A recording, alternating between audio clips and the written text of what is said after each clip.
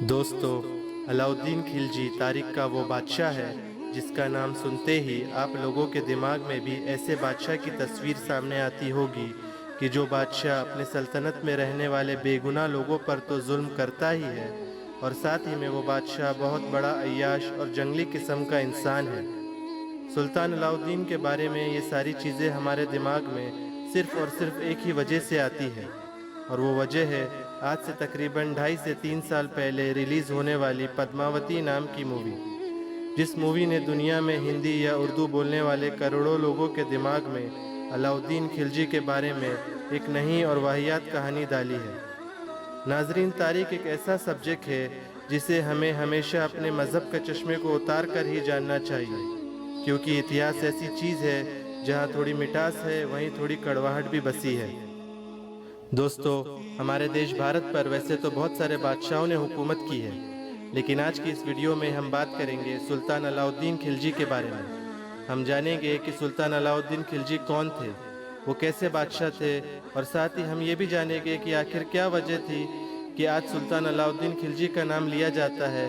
तो जहाँ एक तरफ कुछ लोग उसका नाम सुनते ही उसे नफरत करते हैं, तो दूसरी तरफ कुछ लोग उसे एक अच्छा बादशाह के तौर पर याद करते हैं, और साथ ही ये भी कहते हैं कि सुल्तान अलाउद्दीन खिलजी का हमारे देश भारत पर बहुत बड़ा तो फिलहाल इन तमाम चीज़ों की रियलिटी जानेंगे कि आखिर इतिहास अलाउद्दीन खिलजी के बारे में क्या कहता है। क्या अलाउद्दीन खिलजी सच में एक बेरहम और अय्याश बादशाह था या फिर एक अच्छा बादशाह था? दोस्तों, आगे बढ़ने से पहले अगर आप हमारे चैनल पर नए आए हैं तो चैनल को सब्सक्राइब करें और साथ ही बेल आइकन को दबाएं ताकि हमारी हर वीडियोस आप तक पहुंचती रहे। दोस्तों, सबसे पहले हमारे लिए ये जानना ज़रूरी है कि किसी भी बादशाह का अच्छा या बुरा होना इस चीज़ पर डिपेंड नहीं करता कि वो किस मज़हब का है, बल्कि इस चीज़ पर डिपेंड करता है कि वो अपने सल्तनत में रहने वाले आम शहरियों के साथ कैसा सलूक करता है। अगर वो अपनी सल्तनत में रहने वाले लोगों के साथ अच्छा सलूक करता है, नरमी के वक्त नरमी और सख्ती के वक्त सख्ती करता है और इंसाफ से काम लेता है, तो यकीनन वो एक अच्छा बादशाह है, अब वो चाहे किसी भी मज़हब को मानने वाला हो। दोस्तों, अलाउद्दीन खिलजी की पैदाइश 1266 में हुई थी। कुछ लोगों का मानना है कि यह अफ़गानिस्तान में पैदा हुआ था, तो कुछ इतिहासकारों का ये भी कहना है कि सुल्तान अलाउद्दीन खिलजी भारत में ही बंगाल में पैदा हुआ था। नाजरीन, जब सुल्तान अलाउद्दीन खिलजी समझदार हुआ तब हिंदुस्तान के तख्त पर सुल्तान अलाउद्दीन खिलजी के चाचा यानी सुल्तान जलालुद्दीन की हुकूमत थी। अलाउद्दीन खिलजी का चाचा यानी दिल्ली का सुल्तान सुल्तान जलालुद्दीन बहुत नरम दिल और नेक इंसान था। उनकी उसी नरम मिजाजी की वजह से हिंदुस्तान में जगह जगह पर बगावतें होती रहती थी। लेकिन जब 1296 में सुल्तान अलाउद्दीन हिंदुस्तान के तख्त पर बैठा तो वो तमाम बागियों के लिए कहर बन के टूटा। उसने तमाम बागियों को पूरी तरह दोस्तों, इस बात में कोई शक नहीं है कि सुल्तान अलाउद्दीन खिलजी अपने चाचा सुल्तान जलालुद्दीन को कत्ल करने के बाद ही दिल्ली के तख्त पर बैठा था। लेकिन दोस्तों, जहां एक तरफ कुछ इतिहासकारों ने अपने चाचा का कत्ल करने के लिए अलाउद्दीन खिलजी को क्रिटिसाइज़ किया, वहीं दूसरी तरफ कुछ इतिहासकारों का ये भी मानना है कि सुल्तान अलाउद्दीन खिलजी ने जो अपने चाचा को कत्ल किया था वो इस वजह से किया था क्योंकि उस वक्त खिलजी रियासत में बगावत बहुत ज़्यादा उठ चुकी थी, और ये बगावत सुल्तान अलाउद्दीन खिलजी के चाचा की नरमी की वजह से हो रही थी। लेकिन जब अलाउद्दीन खुद तख्त पर बैठा, उसने तमाम बागियों के सर कुचल दिए जो उसकी रियासत को तोड़ना चाहते थे। दोस्तों, अलाउद्दीन खिलजी एक सख्त मिजाज इंसान था।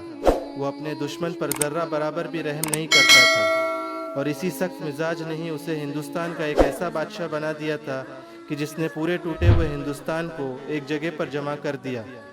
1296 में दिल्ली के तख्त पर बैठने के बाद अलाउद्दीन खिलजी ने बहुत सारी छोटी छोटी रियासतों को जीता और अपने रियासत में जोड़ दिया। जिन रियासतों को सुल्तान अलाउद्दीन खिलजी ने जीता था उनमें गुजरात, चित्तौड़, मालवा जैसी बड़ी और ताकतवर रियासतें भी शामिल थीं। दोस्तों, वैसे तो अलाउद्दीन खिलजी ने अपने सल्तनत के दौर में बहुत से बड़े बड़े काम किए थे, लेकिन जो सबसे बड़ा काम और कभी ना भूलने वाला काम था वो हिंदुस्तान को मंगोलों से बचाना था। जिस दौर में सुल्तान अलाउद्दीन खिलजी ने हिंदुस्तान की गद्दी को संभाला था, उस दौर में दुनिया पर मंगोलों का खौफ हुआ करता था।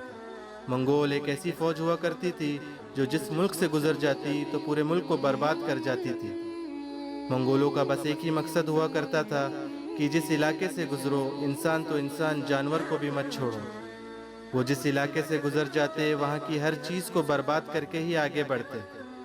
आधे से ज़्यादा एशिया को जीतने के बाद अब मंगोलों की नज़र हिंदुस्तान पर थी।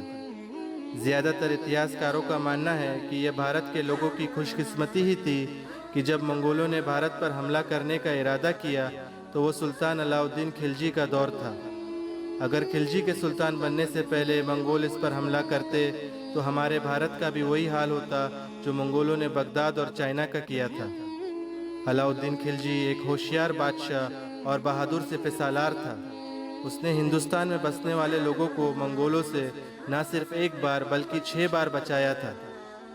दोस्तों, आज के दौर में सुल्तान अलाउद्दीन से एक स्टोरी को जोड़ा जाता है और वो स्टोरी है रानी पद्मावती की।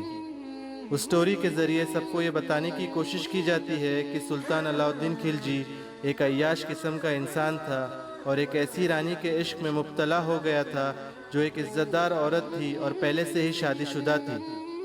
उसी रानी से मोहब्बत होने की वजह से ही सुल्तान अलाउद्दीन खिलजी ने चित्तौड़ की रियासत पर हमला किया था।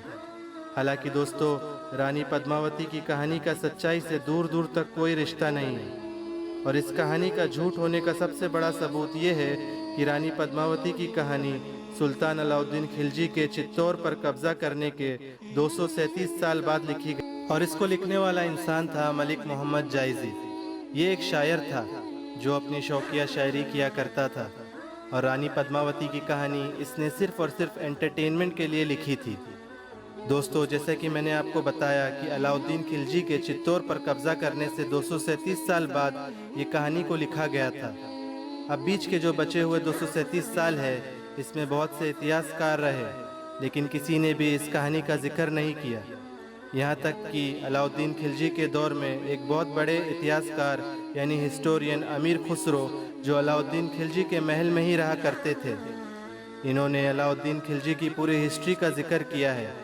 इन्होंने किताब में अलाउद्दीन खिलजी की कमियों का भी जिक्र किया है और अच्छाइयों का भी जिक्र किया है। लेकिन हैरत की बात यह है कि इन्होंने भी रानी पद्मावती का कहीं पर कोई जिक्र नहीं किया। इसके अलावा अलाउद्दीन खिलजी के दौर में बहुत से ऐसे हिस्टोरियन रहे हैं जिन्होंने अलाउद्दीन खिलजी को हमेशा क्रिटिसाइज़ किया, यानी हमेशा उसे बुराई से ही याद किया। लेकिन दोस्तों, आपको ताज्जुब होगा, उन्होंने अलाउद्दीन खिलजी की लाखों बुराइयों का जिक्र किया लेकिन रानी पद्मावती का कहीं पर कोई जिक्र नहीं किया।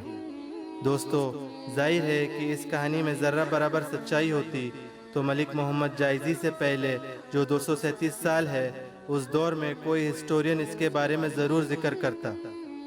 तो दोस्तों, हम उम्मीद करते हैं कि आपको ये वीडियो पसंद ज़रूर आया। आज के लिए अपनी इस वीडियो का यहीं इख्तिताम करते हैं और वीडियो पसंद आने की सूरत में वीडियो को लाइक करें और अपने दोस्तों, अहबाब और रिश्तेदारों के साथ ज़रूर शेयर करें। अस्सलाम वालेकुम रहमतुल्लाहि व बरकातुहू। अल्लाह हाफ़िज़।